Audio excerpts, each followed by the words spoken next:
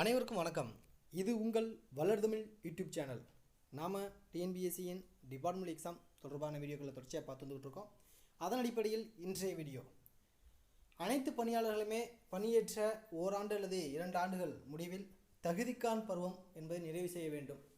இந்த தகுதிக்கான் பருவம் நிறைவு செய்த பின்னர் தான் ஒரு பணியாளர் அரசு நிரந்தர பணியாளராகவே கருதப்படுவார்.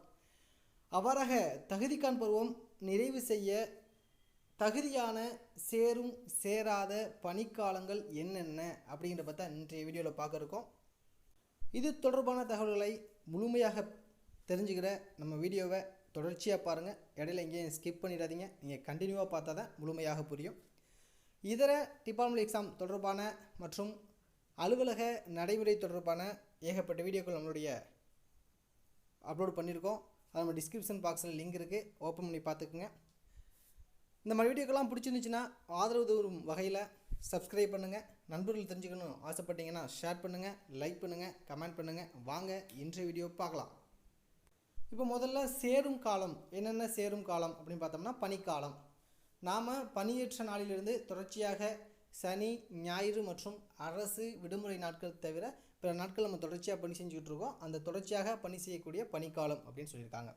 இரண்டாவதாக என்ன சொல்கிறாங்க பாருங்கள், தற்செயல் விடுப்பு, ஈடு செய்யும் விடுப்பு மற்றும் வரையறுக்கப்பட்ட விடுமுறை, அத்துடன் இணைந்த அரசு விடுமுறை. அதாவது தற்செயல் விடுப்பு அப்படின்னா ஒரு பணியாளருக்கு வருடத்திற்கு 12 நாட்கள் தருவாங்க, அது தற்செயல் விடுப்பு. ஈடு செய்யும் விடுப்பு அப்படின்னா விடுமுறை நாட்களில் பணி செய்வாங்க, அது வந்து முறைப்பணி அப்படின்னு சொல்லுவாங்க, டேன் டியூட்டி அப்படின்னு சொல்லுவாங்க. அந்த விடுமுறை நாட்களில் பணி செஞ்சாங்கன்னா அதற்கு தகுதியான ஒரு ஈடு செய்யும் நாளை வந்து பார்த்தீங்கன்னா பிரிதொரு நாட்களில் 6 மாதத்திற்குள்ளாக அதை அனுபவிக்கலாம். அதுக்கு பேர் தான் ஈடு செய்யும் விடுப்பு. அதுக்கப்புறம் வரையறுக்கப்பட்ட விடுமுறை அப்படின்னா மத விடுப்புன்னு சொல்லுவோம்ல, சமயம் சார்ந்த விடுப்புகள். வருடத்திற்கு 3 நாட்கள் ஒரு பணியாளருக்கு உண்டு அந்த வரையறுக்கப்பட்ட விடுப்பு. அதனுடைய தொடர்ச்சியாக வரக்கூடிய அரசு விடுமுறை நாட்களாக இருக்கட்டும் அல்லது இதர சனி ஞாயிறு விடுமுறை நாட்களாக இருக்கட்டும், இதெல்லாம் வந்து பணிக்காலமாக சேரும் அப்படின்னு சொல்லியிருக்காங்க.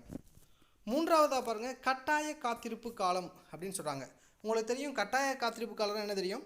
ஒரு அரசு பணியாளர் பணி நியமன ஆணைக்காக ஒரு கட்டாயமாக காத்திருக்க நேர்ந்துச்சு அப்படின்னா அந்த மாதிரி கட்டாயமாக காத்திருக்கக்கூடிய காலம் பணிக்காலமாக சேரும் அப்படின்னு சொல்கிறாங்க.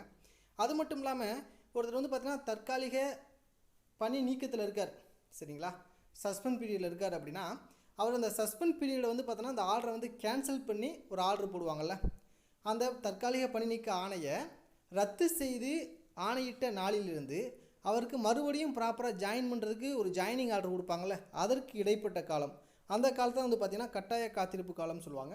அந்த மாதிரி காலங்கள் வந்து பார்த்திங்கன்னா சேரும் காலம் அப்படி சொல்லியிருக்காங்க. அடுத்ததாக 4 பாருங்கள், பயிற்சி காலம் அப்படின்னு சொல்லியிருக்காங்க. இது என்ன பயிற்சி காலம் அப்படின்னா நம்ம பணியில் சேர்ந்த பிறகு ஏதேனும் பயிற்சிக்காக செஞ்சுட்ருப்போம். இப்போ அடிப்படை பணியாளர்களாக இருந்தாங்க அப்படின்னா அவங்க பயிற்சி காலம் போயிருப்பாங்க. இளநிலை உதவியாளர்கள் வந்து பார்த்தோம்னா பவானி சாகர் அடிப்படை பயிற்சிக்கு போயிருப்பாங்க. இந்த மாதிரி ஏதேனும் பயிற்சிக்கு போயிருந்தாங்க அப்படின்னா அது வந்து பார்த்திங்கன்னா துறை சார்பான பயிற்சிக்கு துறை மூலமாக அனுப்பப்பட்டிருப்பின் அந்த மாதிரி பயிற்சி காலங்கள் வந்து பணிக்காலமாக சேரும் அப்படின்னு சொல்லியிருக்காங்க. அதுக்கடுத்த 5 பாருங்கள், மாற்று பணிக்காலம் அப்படின்னு சொல்கிறாங்க, இல்லைன்னா அயற்பணிக்காலம். அயற்பணிக்காலம்னா உங்களுக்கு தெரியும், அதாவது நம்ம டிபார்ட்மெண்ட் வந்து வேறொரு டிபார்ட்மெண்ட்டில் ஏதோ காரணத்துக்காக வந்து பார்த்தோம்னா வேலை பார்ப்போம். அந்த டிபார்ட்மெண்ட் தான் நமக்கு வந்து பார்த்தோன்னா ஊதியம் கொடுக்கும், அது வந்து அயற்பணிக்காலம் அப்படின்னு சொல்லுவோம். அந்த மாதிரி அயற்பணிக்காலம். அப்புறம் பணியேற்பிடை காலம் 6. இது என்ன பணியேற்பிடை காலம் உங்களுக்கே தெரியும், ஒரு அலுவலகத்திலிருந்து மற்றொரு அலுவலகத்திற்கு அவர் வந்து மாறுதல் பெறும் பொழுது, சரிங்களா, நிர்வாக மாறுதல் பெறும் பொழுது அவருக்கு வந்து பார்த்தோம்னா பணியேற்பிடை காலம் வழங்குவாங்க. ஓகே, அந்த பணியேற்பிடை காலம் வந்து பார்த்தோன்னா பணிக்காலமாக சேரும் அப்படின்னு சொல்லியிருக்காங்க.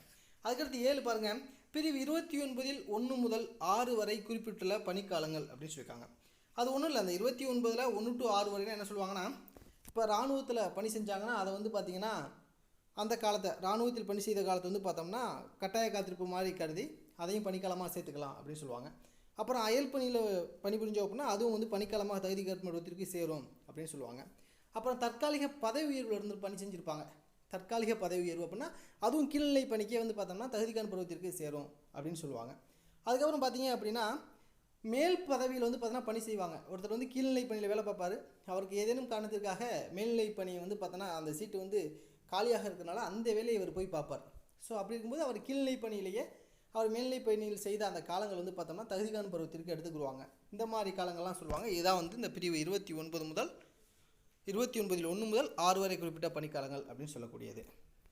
அடுத்ததாக பாருங்கள், சேராத காலம் என்னென்னலாம் வந்து தகுதிக்கான பருவத்திற்கு சேராது அப்படின்னு பார்த்தோம்னா, ஒன்று தற்செயல் விடுப்பு தவிர ஏனைய விடுப்புகள். நம்ம அந்த பக்கம் பார்த்தோம், தற்செயல் விடுப்பு, அப்புறம் என்ன பார்த்தோம், வரையறுக்கப்பட்ட விடுப்புகள், அதுக்கப்புறம் ஈடு செய்யும் விடுமுறை நாட்கள், இதெல்லாம் பார்த்தோம். அந்த நாட்கள் தவிர வேறு ஏதேனும் விடுப்பு எடுத்திருந்தாருன்னா அந்த விடுப்பு எல்லாமே வந்து பார்த்தோம்னா பணிக்காலமாக சேராது அப்படின்னு சொல்கிறாங்க. அடுத்ததாக பாருங்கள், ஈட்டிய விடுப்பின் முன்னிணைப்பாகவும் பின்னிணைப்பாகவும் சேர்க்கப்பட்ட விடுமுறை நாட்கள் சொல்கிறாங்க. ஸோ ஈட்டிய விடுப்பே வந்து பார்த்தோம்னா பணிக்காலமாக சேராதுல, அப்படின்னா அதோட இணைக்கப்பட்ட முன்னிணைப்பு பின்னிணைப்பாக இணைக்கப்பட்ட சனி ஞாயிறு நாட்கள், சரிங்களா, பின்னிணைப்பு முன்னிணைப்பு விடுமுறை நாட்கள் அப்படி சொல்லலாம். அடுத்ததாக 3 பாருங்கள், தற்காலிக பணி நீக்க காலம், சரிங்களா. நான் ஏற்கனவே சொன்னேன், கட்டாய காத்திருப்பு காலமாக இருந்துச்சுன்னா அது வந்து பணிக்காலமாக சேரும். கட்டாய காத்திருப்பு இல்லாமல் அவர் வந்து பார்த்தோன்னா சஸ்பெண்ட் பண்ணி அவர் வந்து சஸ்பெண்ட் ஆர்டர் வந்து பார்த்தோன்னா அவர்கிட்ட கொடுத்து அந்த சஸ்பெண்ட் பீரியடில் அவர் அனுபவிக்கக்கூடிய காலங்கள் வந்து பார்த்தோம் அப்படின்னா அது வந்து பணிக்காலமாக சேராது. அந்த சஸ்பெண்ட் பீரியட் வந்து பார்த்தோம்னா சஸ்பென்ஷன் ஆர்டரை கேன்சல் பண்ணி ஒரு ஆர்டர் போடுவாங்கள்ல, அதுலேருந்து அவர் வந்து ரீஜாயினிங் பண்ணுறதுக்காக ஒரு ஆர்டர் கொடுக்கக்கூடிய காலம் தான் கட்டாய காத்திருப்பு காலம்னு சொன்னேன், அது வந்து பணிக்காலம்.